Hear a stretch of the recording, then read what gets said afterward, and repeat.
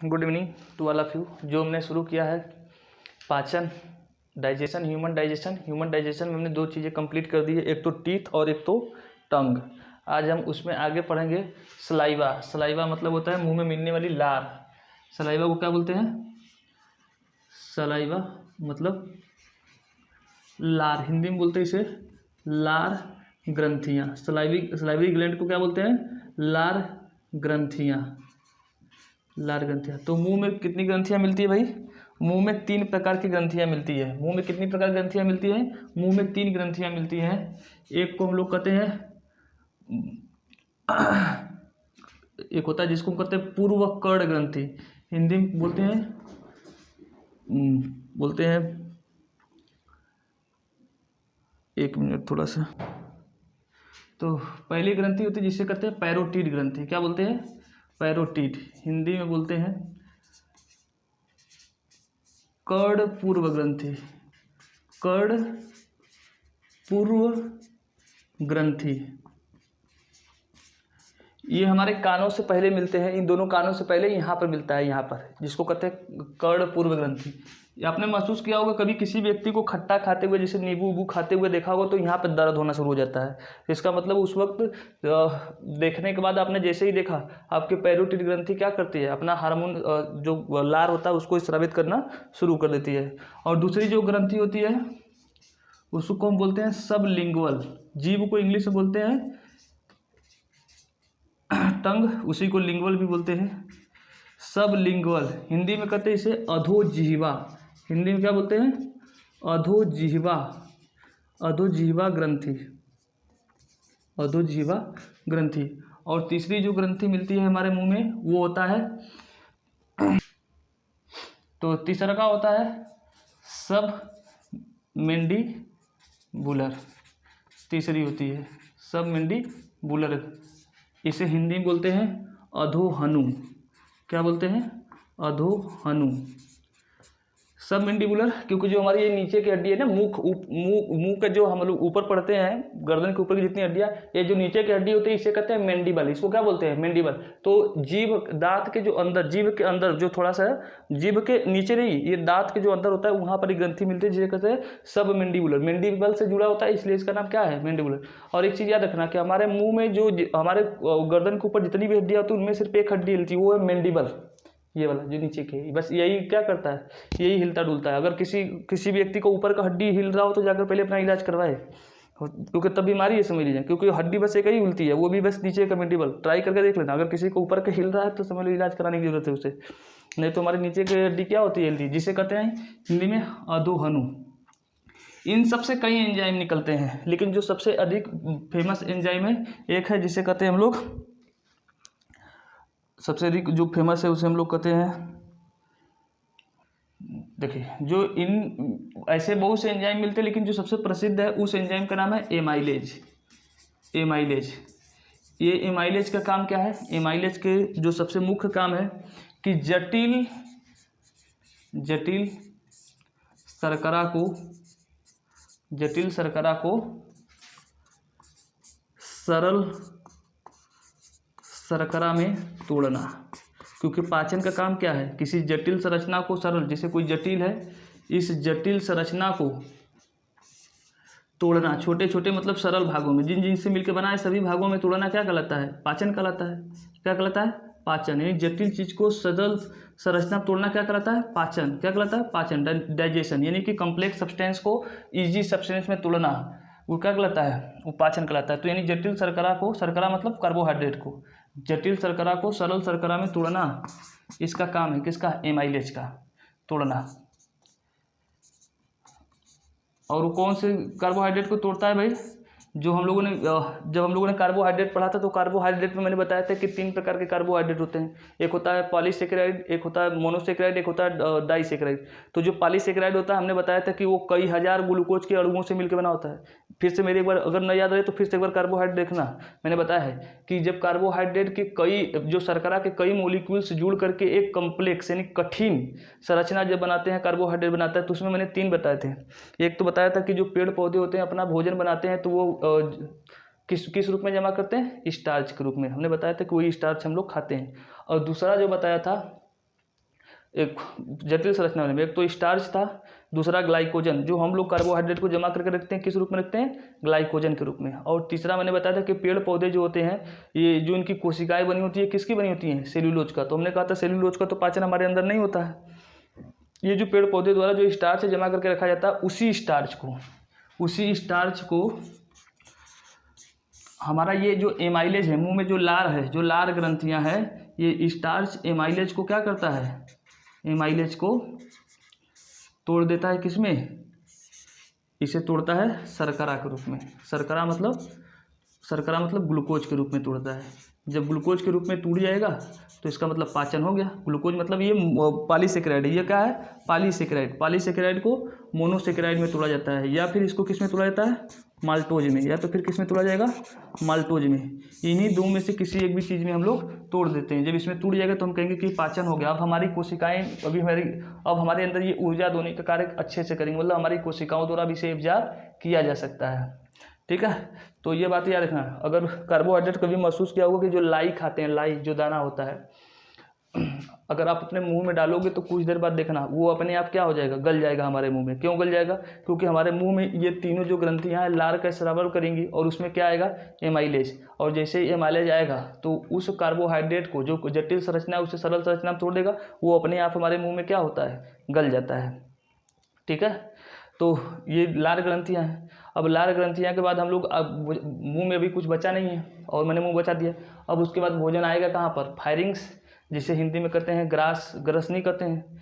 फिर उसके बाद कहाँ जाएगा, आइसोफेगस। तो अब हम आगे बढ़ते हैं, थोड़ा सा इसको मिटा लें फिर इसको। अब देखिए मैंने स्लाइवरी यानी लार ग्रंथियों को खत्म कर दिया। अब भोजन कहाँ जाएगा, ये जो माउथ केविटी समाप्त होगा, यहाँ से माउथ केविटी मतलब मुख गुहा से समाप्त होगा, तो भोजन फिर नीचे उतरेगा कहाँ पर, फायरिंग्स में। अच्छा, एक चीज़ मैंने भूल गया, उसको याद करवा दे रहा हूँ कि अगर पूछा जाए कि भोजन का पाचन कहाँ से शुरू होता है, तो मुख से ही शुरू हो जाता है। मैंने अभी बताया कार्बोहाइड्रेट, क्योंकि हो सकता है भूल जाओगे। तो भोजन का पाचन मुख से शुरू हो जाता है, कार्बोहाइड्रेट का शुरू होता है, वो याद रखना।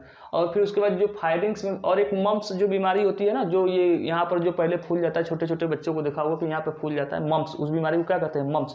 और वो वायरस के थ्रू होता है। ये जो पैरोटिड ग्रंथि होता है, उसी में जब कोई डैमेज हो जाता है, कोई गड़बड़ी हो जाती है, तो यहाँ पर फूल जाता है, जिसे कहते हैं मम्प्स नामक बीमारी होता है। विषाणु के कारण होता है, वायरस के कारण। अब हम लोग चलते हैं कहाँ पर, हमारे जो मुख गुहा में निकल बनाया था उसी को फिर से बनाते हैं। थोड़ा मैप गड़बड़ बनेगा, लेकिन उस पर ज़्यादा ध्यान मत देना, बातों को समझने में ध्यान देना। तो ये भोजन हमने बताया था कल। तो क्या आता है, पहले ऊपर होता है ग्रसनी, हिंदी में बोलते हैं ग्रसनी। तो इंग्लिश में याद रखना, हिंदी में मैं लिख दे रहा हूँ, इसको इंग्लिश में कहते हैं फायरिंग्स। क्या बोलते हैं, फायरिंग्स बोलते हैं, फायरिंग्स भी कहते हैं या फायरिंग्स कहते हैं। इस फायरिंग्स में भोजन आता है, मतलब माउथ केविटी से आने के बाद ये जो बीच वाली नलिका होती है, मुख गुहा नासा वाला नलिका एक हो जाती है। फिर क्या हो जाती हैं, एक हो जाती हैं। जब एक हो जाती हैं तो इसमें भोजन क्या होता है, भोजन को क्रमानुकुंचन के माध्यम से, क्रमानुकुंचन का मतलब होता है भोजन को दबा दबा कर, यहाँ से भोजन को दबा दबा के अंदर क्या किया जाता है, अंदर हमारे अंदर जाता है। पूछा जाता है कि भोजन फायरिंग्स के माध्यम से स्टमक में कैसे, नियमाशय में कैसे पहुंचता है, तो क्रमानुकुंचन क्रिया के माध्यम से। ये याद रखना, क्रिया कौन सी होती है, क्रमानुकुंचन। तो ग्रसनी, इसमें कोई एंजाइम हार्मोन नहीं मिलता है, बस भोजन आगे जाता है। फिर ग्रसनी जो जहाँ पर समाप्त होती है वहाँ पे मिलता है, उसके नीचे फिर मिलता है जो अंग, उसे कहते हैं हम लोग, जो लंबी सी संरचना होती है। फिर लंबी सी जो संरचना होती है इसे हम लोग कहते हैं ग्रास नली। क्या बोलते हैं, ग्रास नली। ये मान लो एक लंबी सी क्या है, ग्रास नली है। क्या है, ग्रास नली। इसे इंग्लिश में कहते हैं आइसोफेगस। क्या बोलते हैं, आइसोफेगस बोलते हैं। इंग्लिश में याद रखना, आइसोफेगस ट्यूब बोलते हैं। यहाँ से जो नीचे एक भाग होता है, जो आइसोफेगस नलिका होती है, इन्हीं में से एक नलिका और निकली होती है, जिस नलिका को जो कहाँ लेके जाती है, श्वास नली, मतलब हमारे फेफड़े से। इस नलिका को कहते हैं श्वास नली बोलते हैं। क्या बोलते हैं इसे, श्वास नली बोलते हैं, श्वास नली कहते हैं, श्वास नली। जब हम लोग कभी भोजन करते हैं तो यहाँ पे जो श्वास नली और जो भोजन की नलिका है दोनों एक ही होती है। यहाँ पर एक मिलता है ढक्कन मिलता है, इस ढक्कन को कहते हैं एपिग्लॉटिस। क्या बोलते हैं, एपिग्लॉटिस। ये नाम याद रहे कि क्या बोलते हैं उसे, एपिग्लॉटिस बोलते हैं, एपिग्लॉटिस। अब इस एपिग्लॉटिस के बारे में याद रखना कि कि जब हम लोग भोजन करते हैं तो ये जो एपिग्लॉटिस है ये इस श्वास नली की जो नलिकाएं होती हैं इसके ढक्कन को क्या कर देती है, बंद कर देता है, जिससे भोजन क्या होता है, सीधा आता है कहाँ पर, हमारे आमाशय में आता है। ये हमारा आमाशय है, ये क्या है, हमारा आमाशय है। अगर जब हम सांस लेते हैं तो फिर हवा को फेफड़े में जाना होता है। ये ढक्कन क्या होता है, ये ढक्कन इधर का बंद हो जाता है, इधर का ये क्या होता है, बंद हो जाता है, तब ये खुल जाता है, सांस इसमें आ जाती है। एपिग्लोटिस क्या करता है कि सांस को जब हवा आती है तो एपिग्लोटिस आहार नाली की नली को बंद कर देता है, तो हवा कहाँ चली जाती है, फेफड़े में, इस नली के माध्यम से, श्वास नली के माध्यम से। और जब हम भोजन करते हैं तो ये नली क्या होता है, सीधे चला जाता है। अब ऐसे में आपने सुना होगा कि बहुत बार गांव में बड़े बुजुर्ग जो होते हैं वो कहते हैं कि जब भी खाना खाओ तो बोलना नहीं चाहिए। वो क्यों कहते हैं, क्योंकि अगर मान लो कि जब तुम खाना खा रहे हो तो उसी वक्त बोल भी रहे हो, तो बोल रहे हो तो इसका मतलब सांस भी क्या हो रहा है, साथ में आएगा, और भोजन भी तुम्हारा साथ में। अब ये एपिग्लोटिस नलिका को समझ में नहीं आएगा कि इसको बंद करना है कि इसको बंद करना है, इसको बंद करना है कि इसको बंद करना है। अगर गलती से हो गया ये नलिका कंफ्यूज हो गया और ये वाला नलिका बंद कर दिया और तूने भोजन खा लिया है, और भोजन क्या हो जाए, इधर के नली में आ जाए। अब इधर के नली में आ गया भोजन, इसका मतलब है कि अगर 1-2 मिनट तक अगर वो भोजन नहीं निकला तो 1-2 मिनट में ही मर जाएगा।